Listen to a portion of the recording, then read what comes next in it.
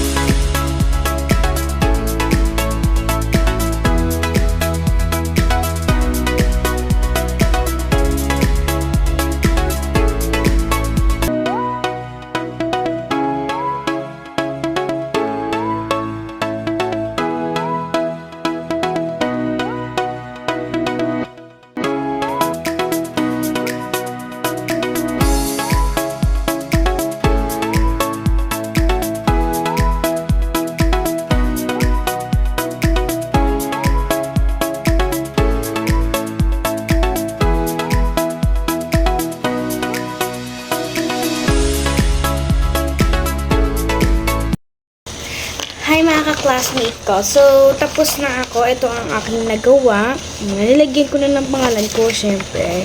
So, ito na ang aking nagawa. Natapos ko na aking na-assignment ko. Tapos naubos pa ang isang ballpen ko.